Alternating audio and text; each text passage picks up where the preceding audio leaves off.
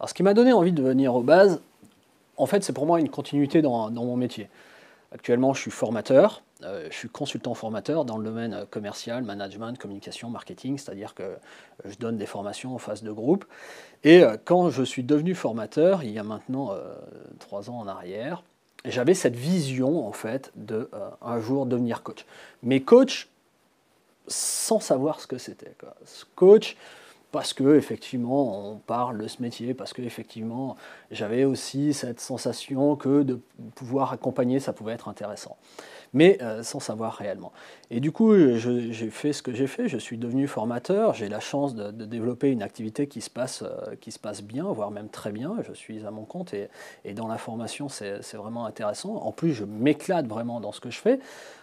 Grâce aussi aux formations que j'ai pu faire en PNL, j'ai envie de dire même incontestablement, grâce aux formations que j'ai pu faire en PNL, mais que du coup, devenir coach était en fait une étape logique, nécessaire, supplémentaire dans mon évolution professionnelle, et j'ai envie de même dire dans ma vie, parce qu'au fond tout se rejoint dans l'absolu, et donc du coup faire les bases à un moment ou à un autre coaching, était une logique quasiment implacable, j'ai envie de dire, ce vers quoi j'avais envie d'aller, et donc j'ai franchi le pas, puisque je suis ici pour le base, pour les 6 jours, même si ça prend du temps, même si effectivement c'est pas évident dans l'organisation du temps de travail, c'est pour moi une étape vraiment intéressante, forte. Comme on dit souvent, on peut faire des petits pas, et puis un jour, à un moment donné, on fait un grand pas.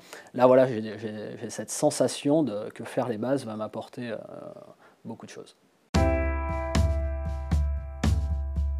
Pourquoi aller au tech? Aller au tech, c'est concevoir en fait la globalité de la chose. On comprend bien que coach c'est un métier, on comprend bien la complexité des choses et qu'on ne peut pas faire tout et n'importe quoi. Et c'est une des raisons effectivement qui me pousse à me former, c'est que justement j'ai pas envie de faire n'importe quoi. Je suis quelqu'un qui adore le professionnalisme, qui a une hyper conscience professionnelle et qui comprend la nécessité de se former pour atteindre un certain nombre d'objectifs et avancer vers un certain nombre de choses. Donc, faire le base et ensuite le tech, quelque chose de nécessaire pour avoir le cursus le plus complet possible et intégrer le maximum de choses. Et je crois que c'est dans cette globalité, en plus, d'après ce que j'ai pu en percevoir, que la formation est construite, où on apprend petit à petit, on avance petit à petit, mais que ça s'inscrit dans un ensemble et que dans l'ensemble, le tech est dans cet ensemble. Et peut-être la plus importante, puis ça dure un peu plus longtemps, et puis on passe à une autre strate, j'ai envie de dire. Donc pourquoi faire le tech? Pour parfaire, compléter la formation du base et arriver à avoir le plus d'outils possible. Après, on conçoit très bien que c'est en forgeant qu'on devient forgeron, donc c'est en coachant qu'on va devenir coach effectivement, mais avec les outils qui sont nécessaires pour ça, et donc le tech devient absolument inévitable et absolument indispensable. Alors ce que ça va m'apporter pour moi professionnellement et personnellement, alors je vais d'abord répondre à la question professionnellement. Professionnellement, encore une fois, comme je le disais tout à l'heure, c'est dans la continuité de ce que je souhaitais, de la vision que j'ai pu avoir il y a quelques années, de me dire j'ai envie à un moment donné de mettre au service ce que j'ai pu vivre sur les 20 dernières années, mes expériences en France, à l'étranger, mes postes de management que j'ai pu avoir, les difficultés aussi que j'ai eues, les échecs que j'ai eus et qui me servent aujourd'hui. Et à un moment donné, comme je dis sur ma page Facebook notamment, mon but c'est de grandir pour faire grandir. Donc qu'est-ce que ça va m'apporter professionnellement? Déjà, ça va me faire grandir.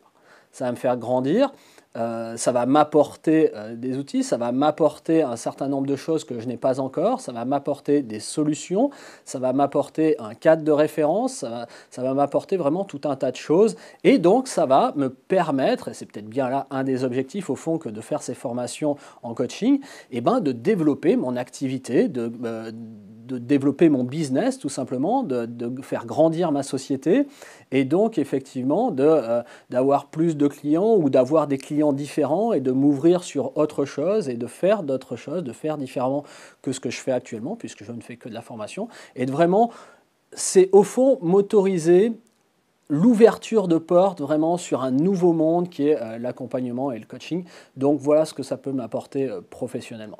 Ce que ça va m'apporter personnellement maintenant, eh ben, c'est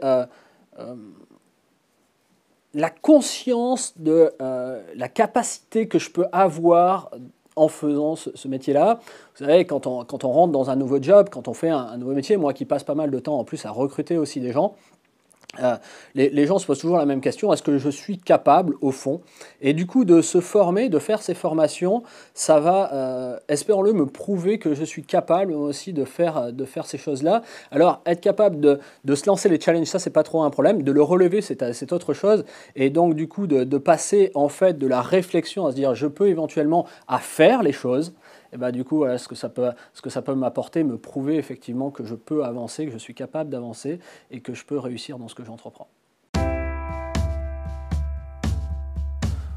Pourquoi choisir l'école de coaching francophone? Bah, ça coulait un peu de source, hein. J'ai fait base, tech, prat en PNL avec Paul Pironnet, donc avec PPI. Et du coup, effectivement, ça a été une excellente expérience que d'être formé par Paul. Les 3 formations, que ce soit base, tech, prat, plus tous les PNL Power que j'ai pu faire, plus d'autres réunions que j'ai pu avoir avec PPI sont vraiment très bien passées. C'était très agréable pour moi. Ça m'a permis vraiment de grandir personnellement, de grandir professionnellement, comme je le disais tout à l'heure. Et donc, du coup, c'était assez logique de choisir le siège. Je vous avoue, sincèrement, posé la question, est-ce que je ne devrais pas aller voir ailleurs? Est-ce que je ne devrais pas peut-être découvrir une autre façon de faire, une autre façon d'être? Mais Lionel Calderini a toute sa personnalité, a tout un sens d'engagement qui lui est très propre, qui est très personnel, et j'avais envie effectivement de travailler avec lui. J'avais travaillé avec Paul, ça a été vraiment une expérience extraordinaire, et vraiment, je ne remercierai jamais assez Paul pour tout ce qu'il m'a apporté. Mais j'avais envie, voilà, de découvrir aussi Lionel dans toute sa singularité, dans ses expressions, et du coup de pouvoir faire différemment, tout en rejoignant un cadre de référence qui me convenait très bien, qui était l'Institut Paul Pironnet.